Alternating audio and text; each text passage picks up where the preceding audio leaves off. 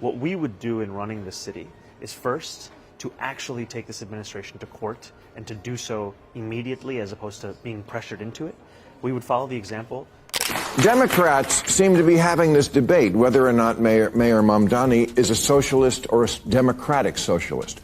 Let me settle it. He's a straight-up communist. How do I know this?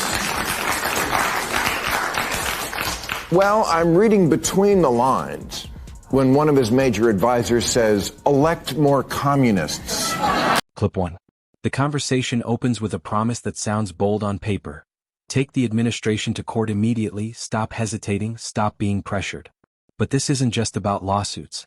It's about a political mindset that believes conflict is governance. Before fixing streets, budgets, or safety, the instinct is to fight first and figure out consequences later. It turned one of Latin America's richest countries into one of its poorest. Low wages, high inflation, shortages, outages, 8 million people fleeing. If you think New York can somehow reinvent this wheel, you're in for a rude awakening.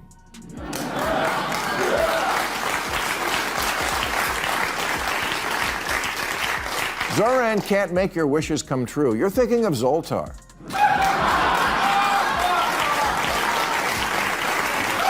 Democrats argue endlessly over labels. Is Mayor Zohran Mamdani a socialist or a democratic socialist? Bill Maher cuts through it instantly. He's a straight-up communist. Not as an insult, but as a description. When top advisors openly say, elect more communists, you don't need guesswork. You just need to listen. It's a belief system. He's allowed to believe it, and people are allowed to vote for it. But if liberals deny it, like he's just going through a goth phase, they're going to lose more elections. This is not a communist country.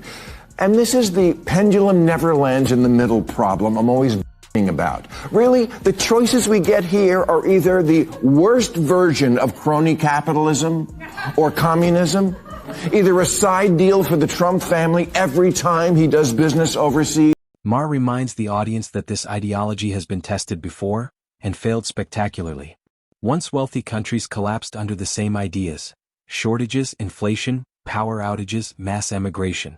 The lesson isn't theoretical. It's historical. And believing New York will somehow reinvent the wheel is pure fantasy.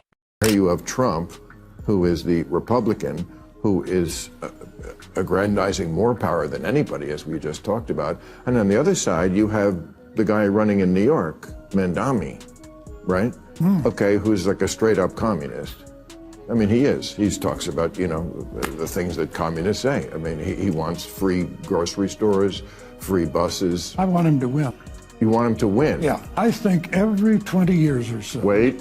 We need it. New York has always loved bold experiments. Sometimes they work. Sometimes they turn Times Square into Disneyland. But ideology is not a coffee trend. It's a governing philosophy. You're allowed to believe in it. People are allowed to vote for it. But denying what it is only guarantees electoral disaster. This is not just New York that's on the ballot. I think the whole Democratic Party in the country is on the ballot. And the whole country will be looking at this race to see which way are the Democrats going to go. I think Mandani has a lot of energy. He's excited a lot of young people. I think that's a good thing for the Democrats. And I think if you're in a purple district, say you disagree with some of the things that he does and use that to establish your independent cred. Well, you make it sound like he's a little more mainstream than Maher's frustration boils down to this.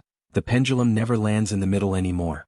Voters are offered two extremes, crony capitalism on one end, ideological socialism on the other. Side deals versus slogans. And somehow, those are framed as the only choices. Do you think that he would have the power and influence to be able to, like, usher in socialism? He definitely has the power and influence to elect J.D. Vance or whoever is the Republican candidate next time. It is a walking commercial for the Republican Party I think nationally. the Republicans are going to... When you let the Democrats, socialists, and now they're actually calling themselves socialists, when you let them take over a major American city, this is what you get. Maher shocks the panel by saying he wants Mamdani to win, not because he supports him, but because America relearns painful lessons every 20 years. Radical ideas don't fail quietly. They fail loudly. And when they do, they reshape national politics. I mean, the issue now that Andrew Cuomo is bringing up in New York is that he is a Ugandan citizen. Uganda is a country where they kill homosexuals. So somebody who is a dual citizen can't be mayor of New York, or? I would renounce, if I was the dual citizen with a country whose policy, government policy, was we kill homosexuals, yeah, I would renounce that citizenship. This race isn't local. It's national. Maher argues the entire Democratic Party is on the ballot. Swing state voters are watching closely. What happens in New York will be used to define what Democrats stand for everywhere. And finally, New World Democrats must recognize that Zohran Mamdani is the future of the party. Unfortunately, it's the Republican Party. Get it? And if you missed his victory speech in last week's mayoral election in New York, don't worry. You'll see it in every attack ad for the next 2 years. Now, Mandani seems like a nice guy, and I congratulate him on an extraordinary political achievement, but before the whole... Maher brings it back to numbers. New York faces a $12 billion deficit. Not a theory. Not a talking point. A number. Chicago's shortfall is $2.6 billion, and even that city is panicking. Good intentions don't erase math. Spending does this, not villains. It matters that the mayor stands by, and I assume stands with, someone who says things like, if you don't believe in the government's sacred right to seize private property, it's over. Seize private property. Home ownership is racist. Elect more communists. Private property, especially home ownership, is a weapon of white supremacy. Really?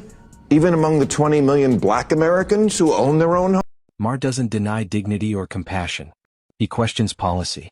Tent cities aren't kindness, they're surrender. People aren't angry because they lack empathy. They're exhausted. A city can support services and expect sidewalks that function.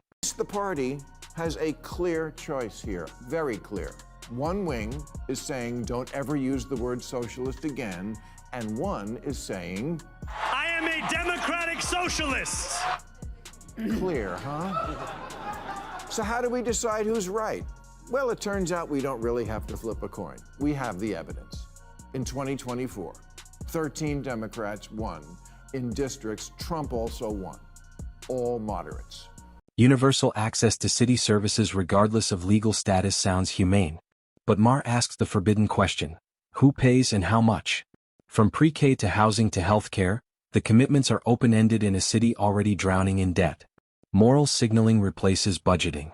Do you think that Mamdani's election will lead more financial organizations to leave New York City for Wall Street South in Florida? Tell me, I've read that term just recently, Wall Street South, Florida. This is your state. What is that? A lot of Wall Street guys have moved to Palm Beach. It's been happening really since COVID. It's accelerated with increases in taxes. It's not just out of New York. It's New Jersey, Connecticut, it's Chicago, it's California. So they're fleeing high tax blue states for Florida. Maher delivers the final warning. Mamdani may be the future of the Democratic Party. Unfortunately, it's the Republican Party's future campaign ad. Voters don't reject compassion. They reject chaos they can see, smell, and step over. When leadership confuses activism with administration, elections are lost not to ideology, but to reality. Welcome home. Problem is, Gen Z thinks socialism's wired and capitalism's tired and billionaires are what's for dinner. And who can blame them? If you're 30 and still sharing a bathroom with roommates, capitalism isn't working for you. People will reject any economic system where there's strange hair on the soap.